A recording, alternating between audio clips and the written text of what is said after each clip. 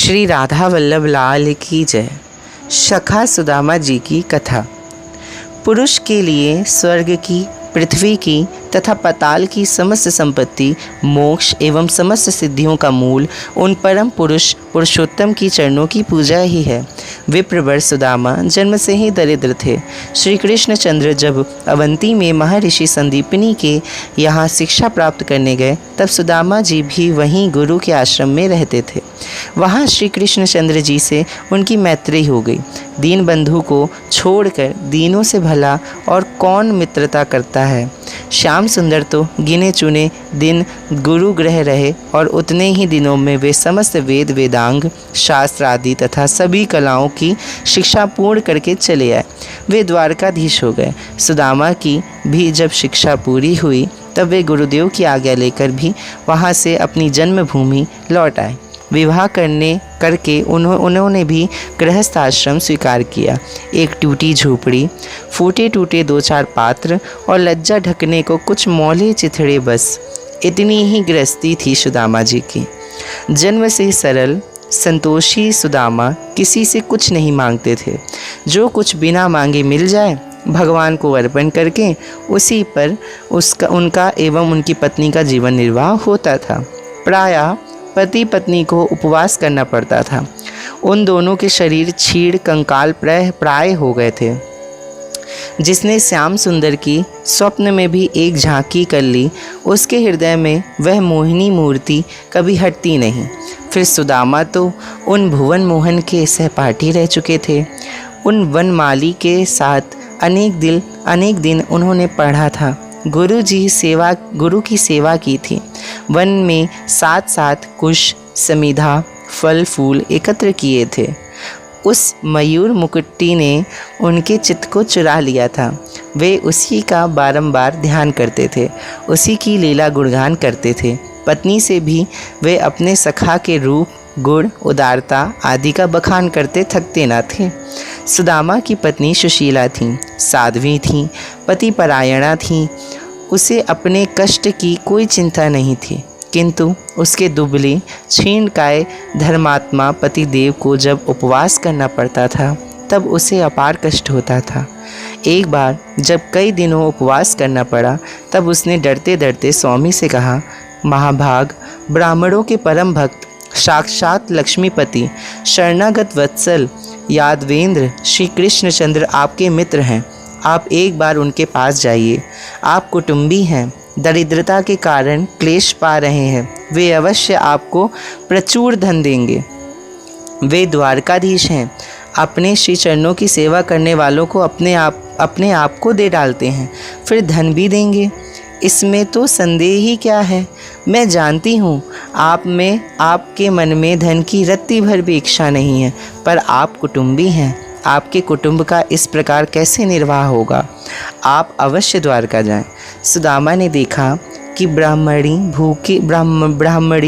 भूख के कष्ट से व्याकुल हो गई है। दरिद्रता से घबराकर वह मुझे द्वारका भेज रही है, किंतु श्याम सुंदर के पास धन की इच्छा से जाने में उन्हें बड़ा संकोच हुआ। उन्होंने स्त्री से कहा, पगली, ब्राह्मण को धन से क्या काम। तू कहे तो मैं भिक्षा मांग लाऊं, पर धन के लिए द्वारका जाना मुझे अच्छा नहीं लगता। हमें तो संतोषपूर्वक भगवान का भजन करने में ही सुख मानना चाहिए। ब्राह्मणी ने बहुत आग्रह किया। वह चाहती थी कि सुदामा अपने मित्र से केवल मिल आए एक बार। सुदामा ने भी सोचा, श्री कृष्णचंद्र के दर्शन हो जाएंगे, यह तो परम लाभ की बात है, परंतु मित्र के पास खाली हाथ कैसे जाएं। कहने पर किसी प्रकार से ब्राह्मणी किसी पड़ोसन से 4 मुट्ठी रूखे चियोरे मांग लाई और उनको एक चिथड़े में बांधकर दे दिया। वह पोटली बगल में दबाकर सुदामा जी चल पड़े द्वारका की ओर। जब कई दिनों की यात्रा करके सुदामा द्वारका पहुँचे, तब वहाँ के ऐश्वर्य को देखकर हक्के बक्के रह गए। गगनचुंबी स्फटिक मणि के भवन, स्वर्ण के कलश, रत्न खचित दीवारें, स्वर्ण भी जहाँ फीका पड़ जाए, झोपड़ी सा जान पड़े। उस द्वारका को देखकर दरिद्र ब्राह्मण थक रह गए। किसी प्रकार उन्हें पूछने का साहस हुआ। एक नागरिक ने श्री कृष्णचंद्र का भवन दिखा दिया। ऐसे कंगाल, चिथड़े लपेटे, मैले कुचले ब्राह्मण को देखकर द्वारपालों को आश्चर्य नहीं हुआ। उसके स्वामी ऐसे ही दिनों के अपने हैं, यह उसे पता था। उसने सुदामा को प्रणाम किया, परंतु जब सुदामा अपने को भगवान का मित्र बताया तब वह चकित रह गया। देवराज इंद्र भी अपने को जहाँ बड़े संकोच से दास कह पाते थे, वहाँ यह कंगाल मित्र कह रहा है। किंतु उन अशरण शरण कृपा सिंधु का कौन कैसा मित्र है, यह भला कब किसने जाना है। नियमानुसार सुदामा जी को द्वार पर ठहर कर द्वारपाल आज्ञा लेने भीतर गए।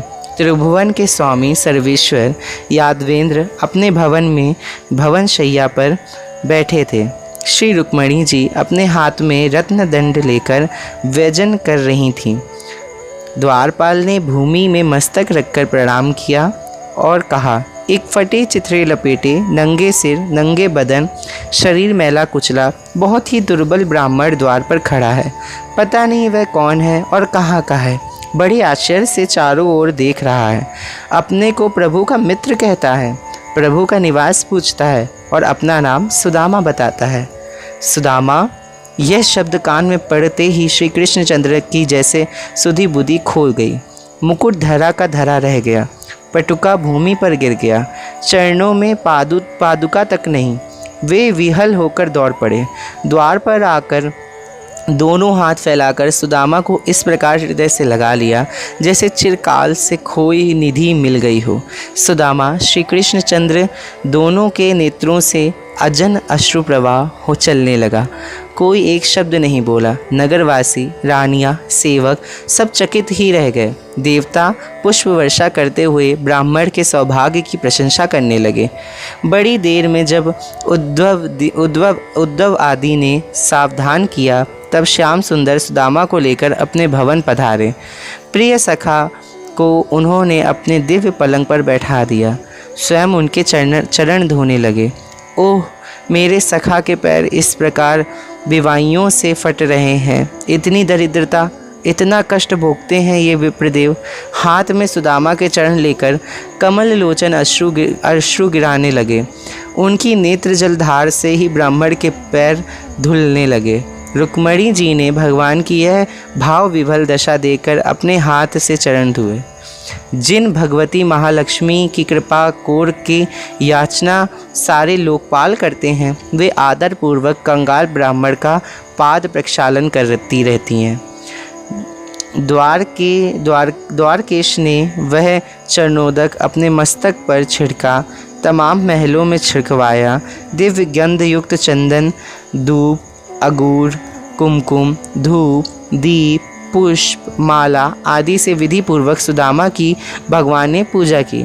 उन्हें नाना प्रकार से पकवानों से भोजन करा के तृप्त किया, आचमन करा के पान दिया। जब भोजन करके सुदामा बैठ गए, तब भगवान की पटरानियाँ स्वयं अपने हाथों से उन पर पंखा झलने लगीं। श्री कृष्णचंद्र उनके समीप बैठ गए।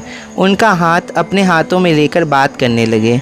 श्याम सुंदर ने उनसे गुरुगृह में रहने की चर्चा की, अपनी मित्रता के मधुर संस्मरण कहे, घर की कुशल पूछी। सुदामा के मन में कहीं कोई कामना नहीं थी, धन की इच्छा लेश भी नहीं थी।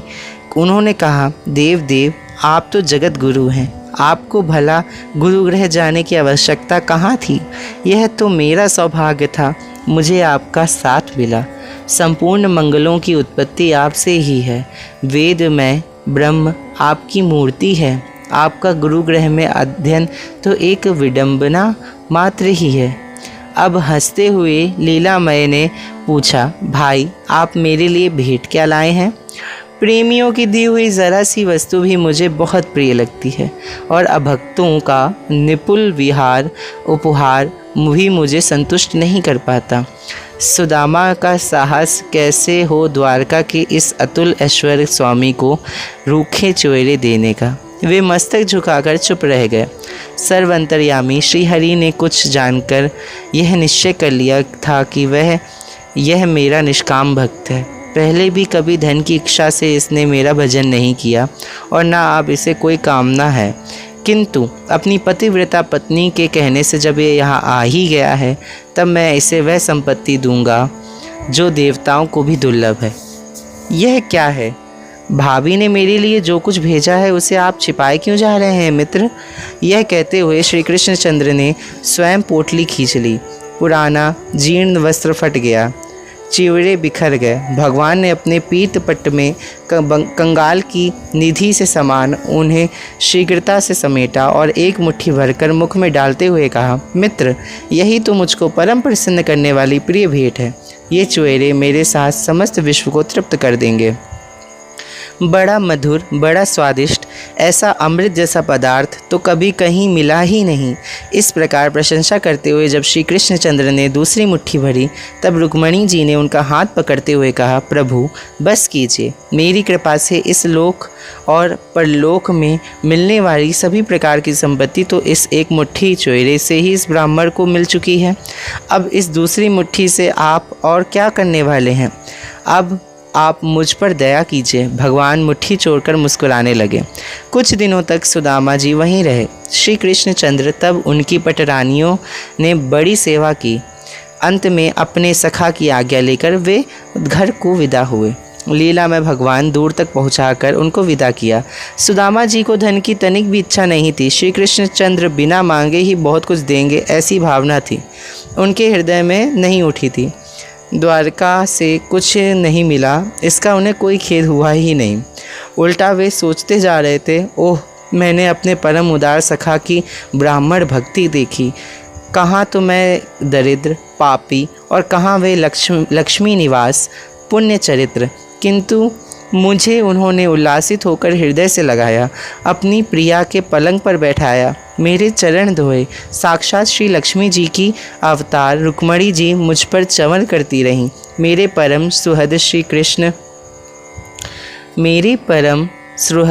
श्री कृष्ण सखा ब्राह्मण भक्ति कितनी अच्छी है, और मैं कितना अधम हूँ जो उनसे मैंने ये सेवा ली। वे श्री कृष्ण कितने दयालु हैं। मनुष्य को तो उनके चरणों की सेवा करने से ही तीनों लोगों की संपत्ति, सब सिद्धियाँ और मोक्ष तक मिल जाता है। उनके लिए मुझे धन देना कितना सरल था, किंतु उन दया मैंने सोचा कि यह निर्धन धन पाकर मतवाला हो जाएगा और मेरा स्मरण नहीं करेगा, अतः मेरे कल्याण के लिए उन्होंने धन नहीं दिया। धन्य सुदामा, घर में भूखी स्त्री को छोड़कर आए हैं, अन्न वस्त्र का ठिकाना नहीं है, पत्नी को जाकर क्या उत्तर देंगे इसकी चिंता नहीं, राजेश्वर मित्र से मिलकर कोरे लौटे इसकी ग्लानि नहीं। धन के लिए धन के भक्त भगवान की आराधना करते हैं और धन न मिलने पर उन्हें कोसते हैं, किंतु सुदामा जैसे भगवान के भक्त तो भगवान को ही चाहते हैं। पर भगवान के पास सुदामा पत्नी की प्रेरणा से गए थे। सुदामा के मन में कोई कामना नहीं थी, पर पत्नी ने धन पाने की इच्छा से उन्हें प्रेरित किया था।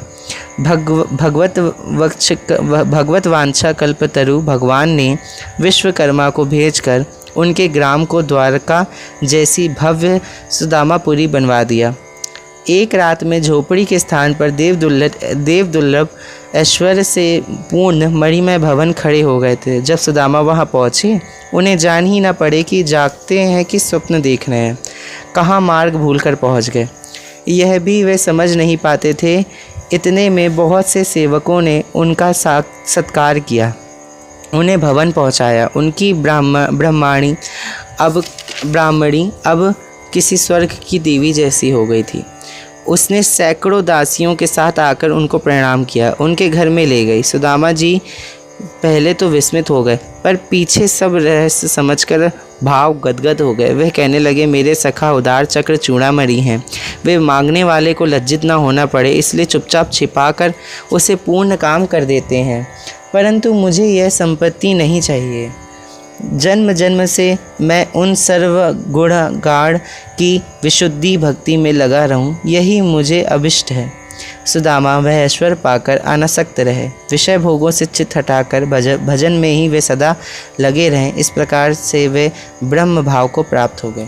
श्री राधा वल्लभ लाल की जय।